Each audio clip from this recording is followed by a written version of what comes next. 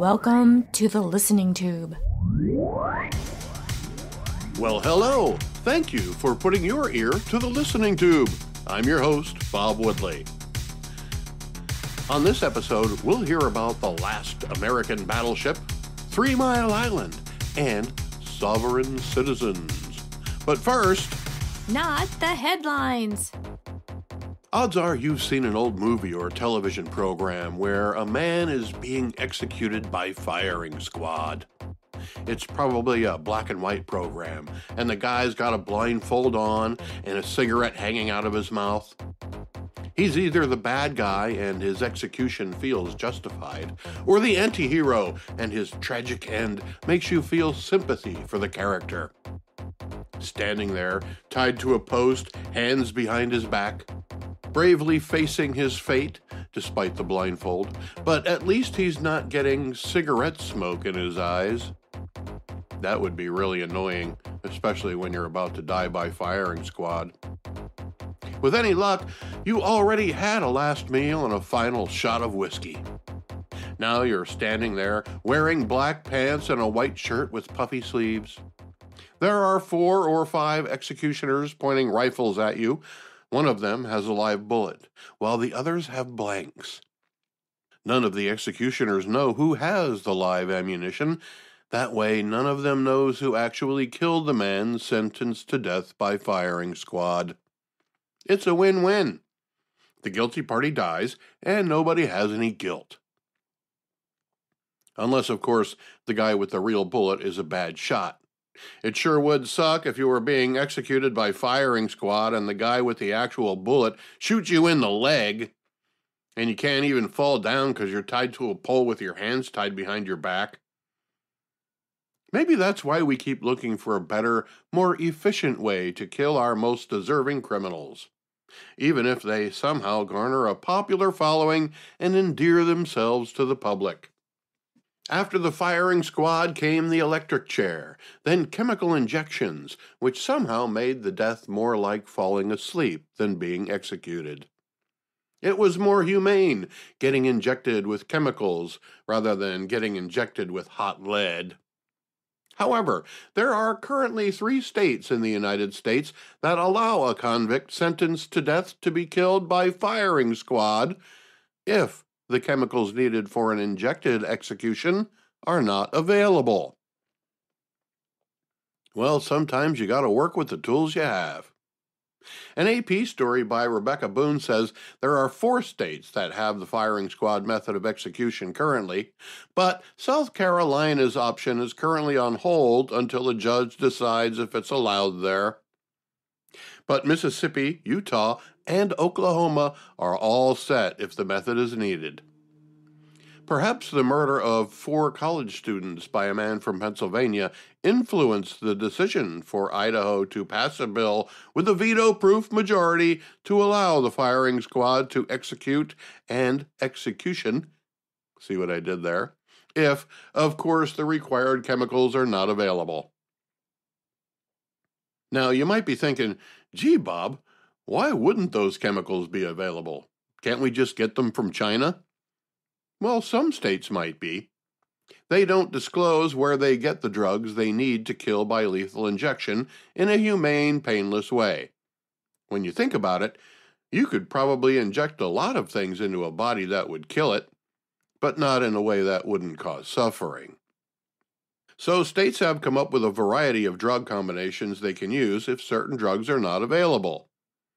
The reason they might not be available is because once the press finds out who is supplying the prison with the drugs, they publish it, and then the company is compelled to stop supplying it by intimidation from those of us who are willing to take the steps needed to argue against capital punishment. Companies don't like the bad publicity and bend to the pressure. So the answer to the drug supply possibly drying up is to reintroduce past methods of execution, like firing squads. Not to worry, in Mississippi or Oklahoma, though, those 2 states say they have plenty of execution juice ready to go. South Carolina's law, currently on hold, gives the convict the choice of firing squad or electric chair if lethal injection chemicals aren't available. It's nice to have options. But what if you want to be executed by suffocation? Well, in 7 states, you're in luck. Well, make it 8. Because in 7 states, you can be executed by lethal gas, which is the same as suffocation, but without somebody holding a pillow over your face. And in New Hampshire, you could be hanged, but only if you've already been sentenced to be hanged. There's one guy in line, and the state no longer allows anybody else to be put in the line. So while lethal injection is the most popular way to administer the ultimate punishment, Idaho is among many states that have discovered the need to find alternatives. Those alternatives didn't come from advanced technology. We haven't figured out better ways to kill people humanely.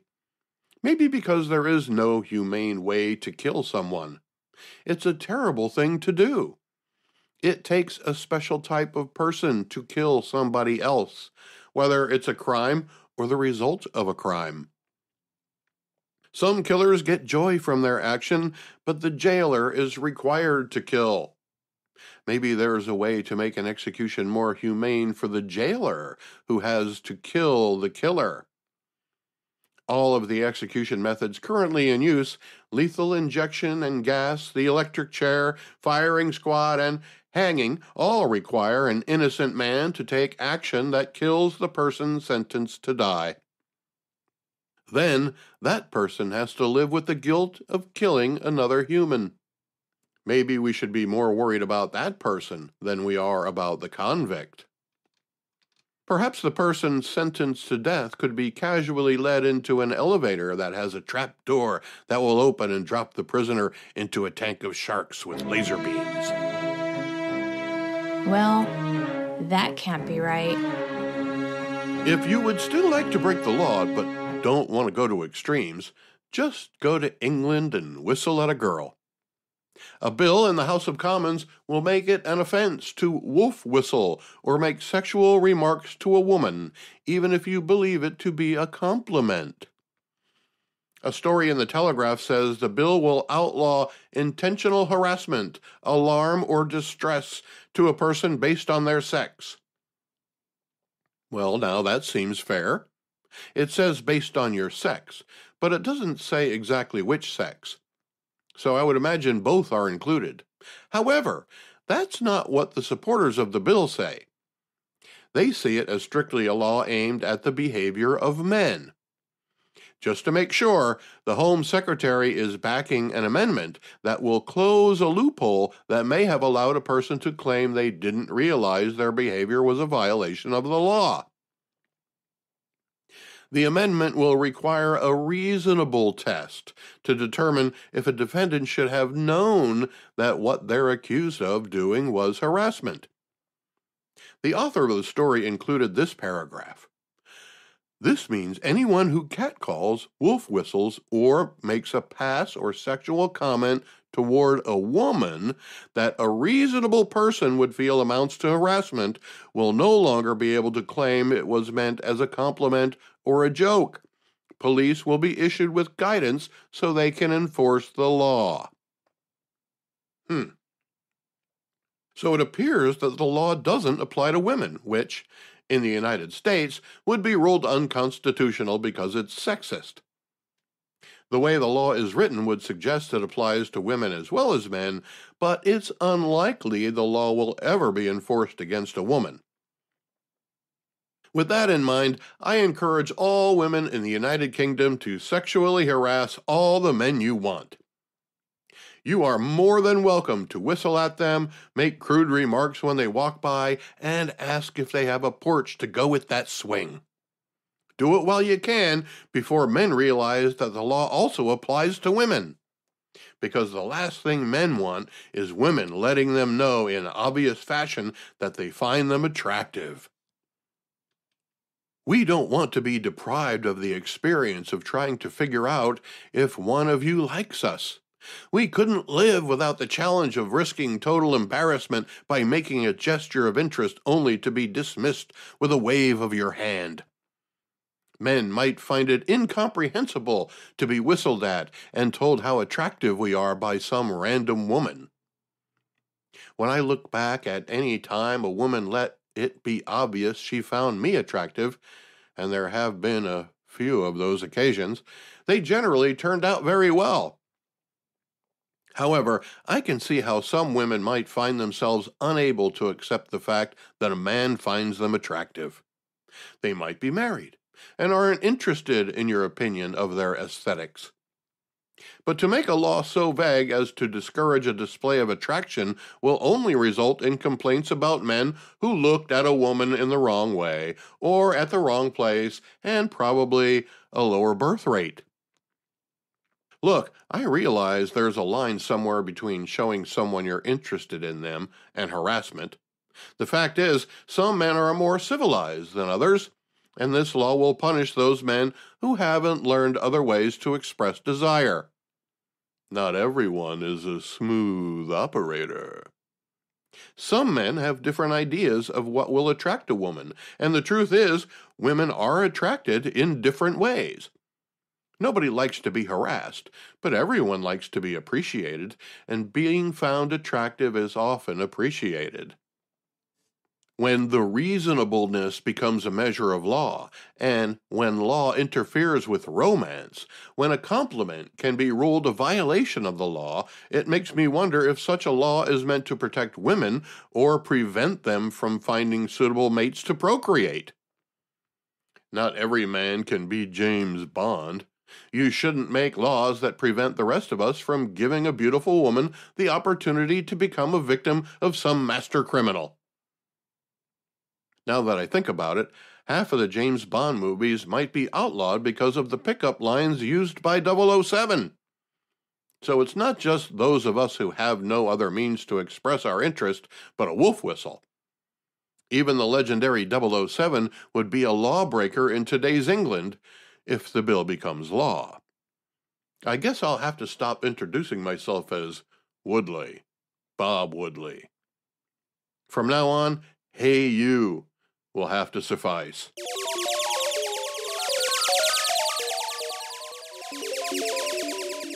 Let's go back through the listening tube for This Week in History. This week in 1826, Samuel Morey patents the internal combustion engine.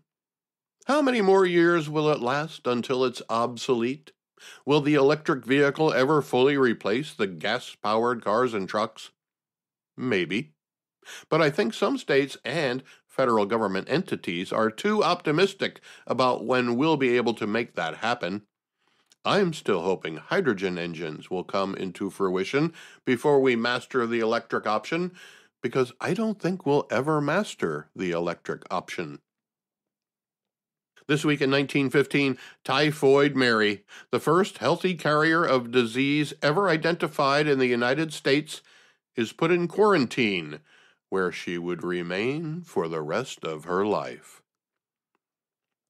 This week in 1948, military forces, under direction of the Russian-controlled government in East Germany, set up a land blockade of West Berlin. The result was the Berlin Airlift, an exhausting and long-lasting air campaign to supply West Berlin. History.com says, an Allied supply plane landed in the isolated city every 30 seconds, adding up to almost 300,000 flights. Each of those flights carrying between 5,000 and 8,000 tons of supplies. This week in 1957, the BBC broadcast the spaghetti tree hoax on its current affairs program, Panorama. It was an elaborate hoax that included footage of a family in Italy harvesting spaghetti from their own trees, and even a talk about how to get the trees to grow the perfect length of the crop, as well as indicating that the crop was good that year because of a mild winter and the virtual disappearance of the spaghetti weevil. Now, back in 1957, about half of England had television sets, and spaghetti wasn't a common food at the time. In fact, some considered it a delicacy. The day after the hoax, many called the TV station to inquire about one of two things. Was the story legitimate, or How can I grow my own spaghetti tree? Those who asked the latter were advised to place a sprig of spaghetti in a tin of tomato sauce and hope for the best. This week in 1967, the United States Department of Transportation begins operation, and through some miracle, it's still operating, even though our current Secretary of Transportation was only appointed because he's gay. He had no related experience other than being a mayor. In the meantime, we've had supply chain issues, trains derailing, airplanes nearly colliding on runways, and this push for electric vehicles, otherwise known as coal-powered cars, that our country just isn't ready for or willing to fully embrace. But that's what happens when you appoint somebody to an important position based not on their abilities, but on their sexual preference. This week in 1979, operators of 3 Mile Island's Unit 2 nuclear reactor outside of Harrisburg, Pennsylvania, failed to recognize that a relief valve in the primary coolant system has stuck open following an unexpected shutdown. As a result, enough coolant drains out of the system to allow the core to overheat and partially melt down. I have an uncle and his family who lives in Middletown, Pennsylvania, near the site, and they wasted no time getting out of the area. Conversely, my dad, who was an iron worker, ended up on the cleanup crew at the site after the event. They were only allowed to be inside the enclosed area for 20 minutes at a time, even with protective clothing. They then had to come out, get undressed, and spend 40 minutes outside before they were allowed to put on more protective clothing and go back in for another 20 minutes. So there was a lot of downtime. My dad took the opportunity to fashion a belt buckle out of scraps of metal lying around. It's mostly stainless steel with red glass beads that look like rubies on it, surrounded by thin metal rope. It's something a 1970s cowboy might wear. Anyway, he gave it to me, and I still have it. I don't use it, because I don't want radioactivity anywhere near my belt buckle area. Although, a glow-in-the-dark penis might come in handy. This week in 1992, the USS Missouri, the last active United States Navy battleship, is decommissioned in Long Beach, California. So, we haven't had a battleship since 1992?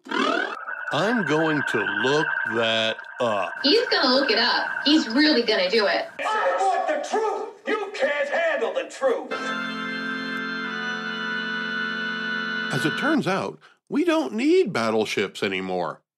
According to a variety of sources, including a military website called sofrep.com, the changing face of warfare has changed the types of ships we need to build. There was a time when ships would battle each other on the open ocean, and the ship with the thickest armor and the biggest guns would win the battle. But now, we can launch guided missiles to a target at sea from a ship hundreds of miles away, or even from land-based sites. The best way to avoid getting your ship sunk is to shoot the other one before it sees you. Satellite technology and other advances in detection and location have made the most powerful ships ever built a memory for many and a tourist attraction for others. And this week in 2009, 12 gunmen attacked the Manawan Police Academy in Lahore, Pakistan. Now it happens in Atlanta, Georgia, but they use rocks and Molotov cocktails and bring lawyers with them. Plus, most of those people arrested in Atlanta are shipped in from other states and even other countries. I wonder who pays for their travel, accommodations, food, and all the black clothing and masks, as well as the materials to make the weapons they use. Maybe somebody should be working on that. The listening tube will return at the speed of sound. Contact the listening tube by calling 570-601-1101 or email thelisteningtube@outlook.com. Part of the privilege of being an American is your freedom to be yourself, as long as you're not hurting anyone else. Sure, there are victimless crimes, but in general, Americans can let their freak flags fly.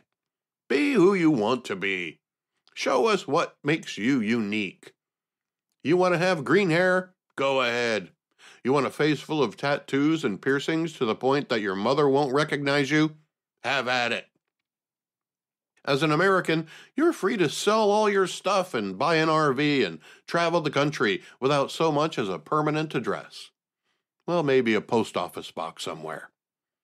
Sure, we're a nation of laws, but most of our laws are justified and serve a purpose of public safety, privacy, and a whole host of other purposes, like record keeping and family law. It's possible there are countries that have fewer laws and more freedoms than the United States, but nowhere but in America are you supported for, and often encouraged to, be as different from everyone else as you want. It may be in the way you look, the way you think, your approach to a problem. We're all different in some way, and many of us have an easier time standing out. Some of us don't want to stand out at all.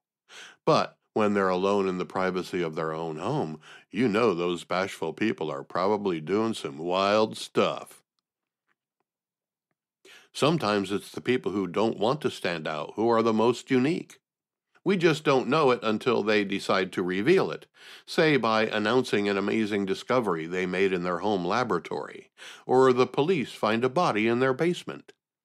Many people who are born here and grow up here don't realize or fully understand that part of what makes America itself unique, while other people from around the world know exactly what it means and want to come here for the opportunity to be who they want to be. However, there are people in America for whom those freedoms are not enough. There are those who claim to be not subject to the laws and regulations of the country in which they live at all. They are sovereign entities with no commitment nor obligation to any legal or municipal authority. They call themselves American state nationals or sovereign citizens.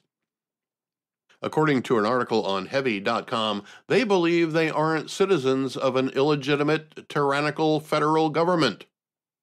The irony is that in America, you're free to believe the government is illegitimate and tyrannical, but you still have to follow the rules the rest of us follow while you think that. But their thought has turned into action, or inaction, depending upon the specific scenario.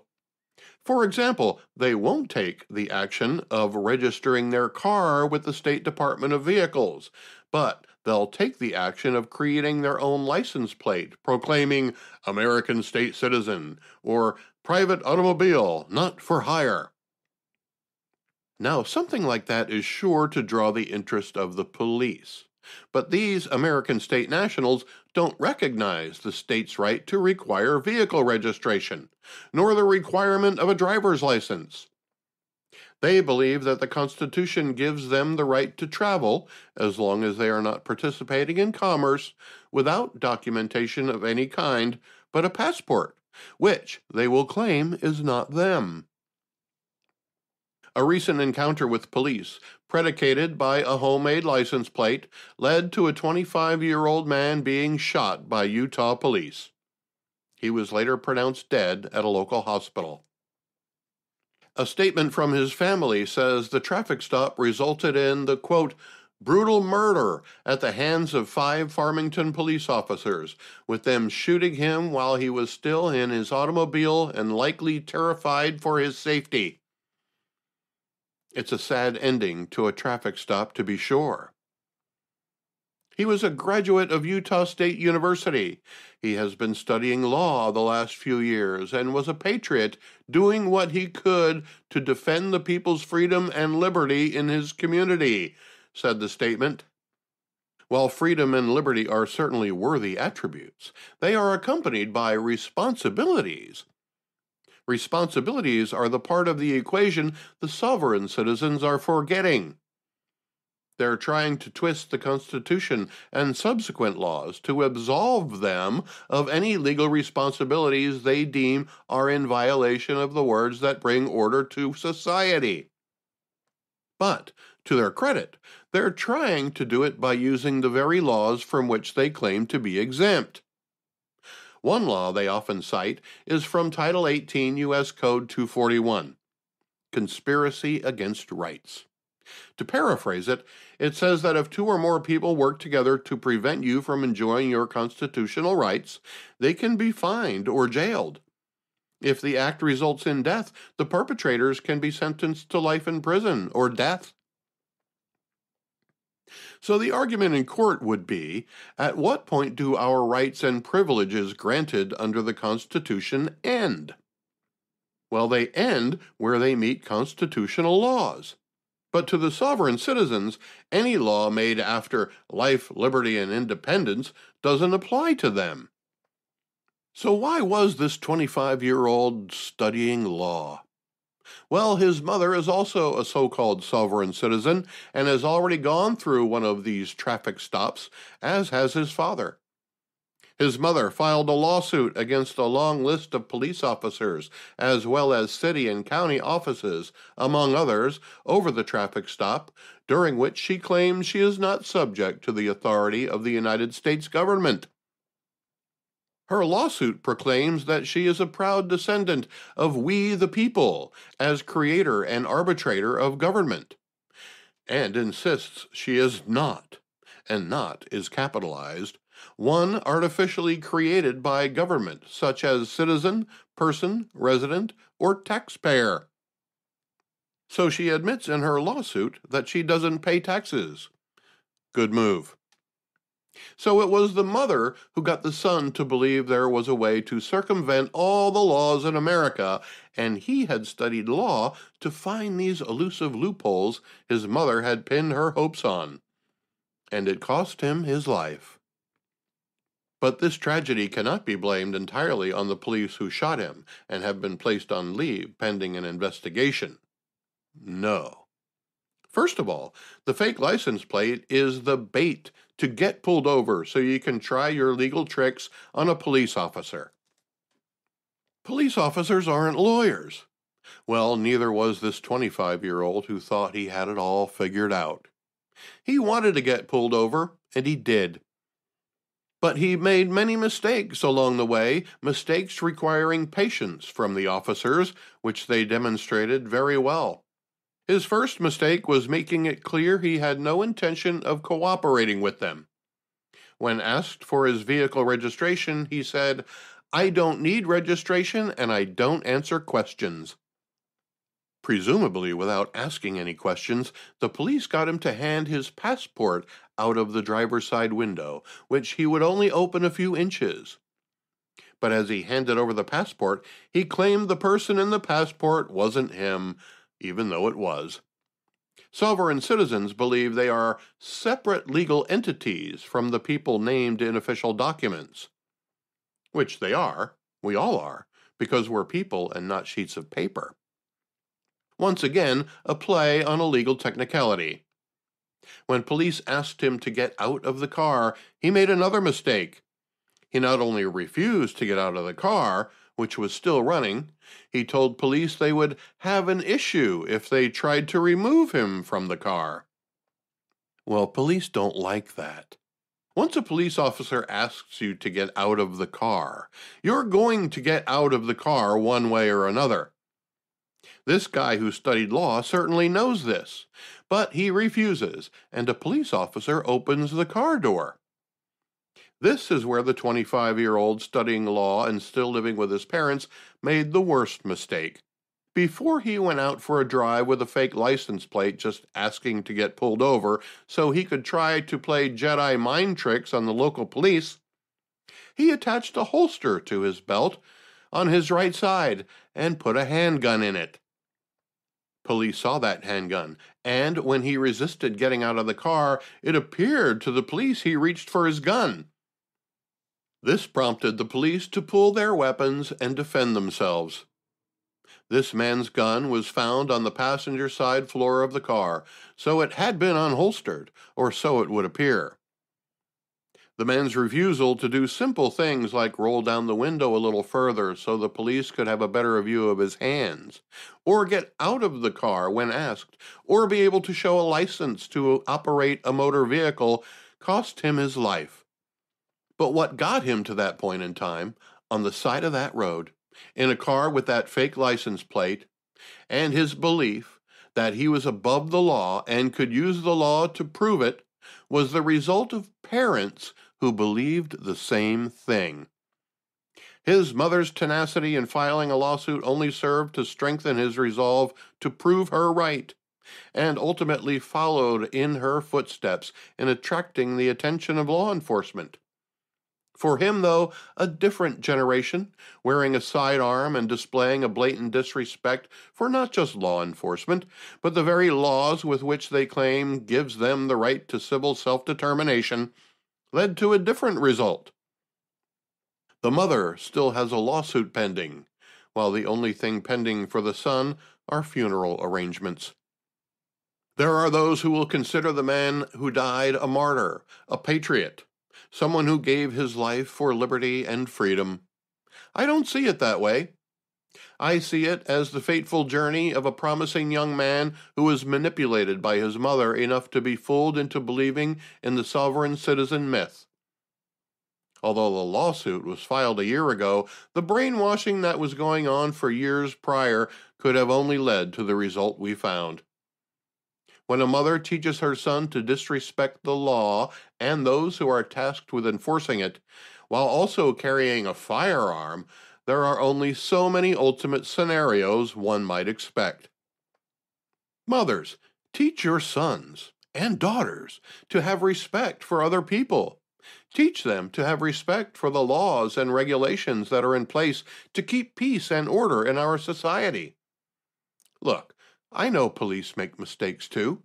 We're all human. If we treat each other as human, in a humane fashion, we'll all be much better off. If you're a citizen, act like it, instead of trying to find loopholes around it. And by all means, if you're carrying a firearm, cooperate if you get pulled over by the police, even if you believe you didn't do anything wrong. If you refuse to be pulled over by the police, you probably did do something wrong. But if you're already pulled over, try to not screw it up. Telling them the laws don't apply to you is not a great way to start the conversation. I thought the law and the law won. I thought the law and the law won.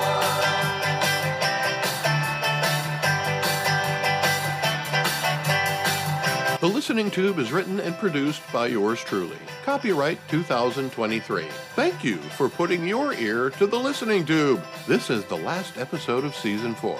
I'll be back in a couple weeks with a new, improved Listening Tube for Season 5. I'm your host, Bob Woodley, for Thou ad Infinitum. I thought the law and the law won.